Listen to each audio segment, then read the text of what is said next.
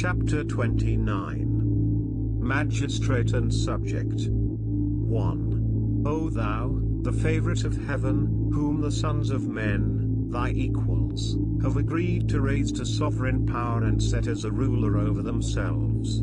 Consider the ends and importance of their trust, facts more than the dignity and height of thy station. 2. Thou art clothed in purple, and seated on a throne. The crown of majesty investeth thy temples. The sceptre of power is placed in thy hand, but not for thyself were these ensigns given, not meant for thine own, but the good of thy kingdom. 3.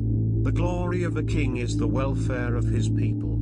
His power and dominion rest on the hearts of his subjects. 4. The mind of a great prince is exalted with the grandeur of his situation, he evolveth high things, and searcheth for business worthy of his power. 5. He calleth together the wise men of his kingdom, he consulteth among them with freedom, and heareth the opinions of them all. 6. He looketh among his people with discernment, he discovereth the abilities of men, and employeth them according to their merits. 7. His magistrates are just, his ministers are wise, and the favourite of his bosom deceiveth him not. 8.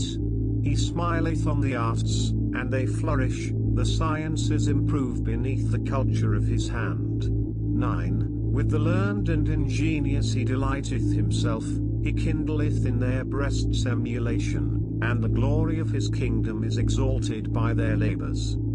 10. The spirit of the merchant who extendeth his commerce, the skill of the farmer who enricheth his lands, the ingenuity of the artists, the improvements of the scholar, all these he honoureth with his favour, or rewardeth with his bounty.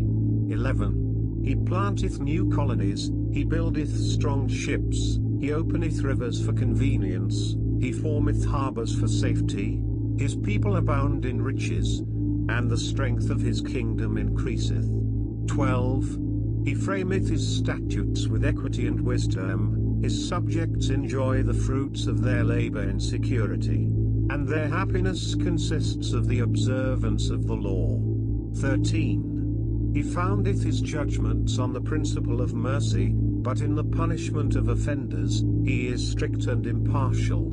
14. His ears are open to the complaints of his subjects, he restraineth the hands of their oppressors, and he delivereth them from their tyranny. 15. His people, therefore, look up to him as a father. With reverence and love, they consider him as the guardian of all they enjoy. 16. Their affection unto him begetteth in his breast a love of the public, the security of their happiness is the object of his care. 17. No murmurs against him arise in their hearts, the machinations of his enemies endanger not the state. 18. His subjects are faithful, and firm in his cause, they stand in his defence as a wall of brass, the army of a tyrant flieth before them, as chaff before the wind. 19. Security and peace bless the dwelling of his people, and glory and strength encircle his throne forever.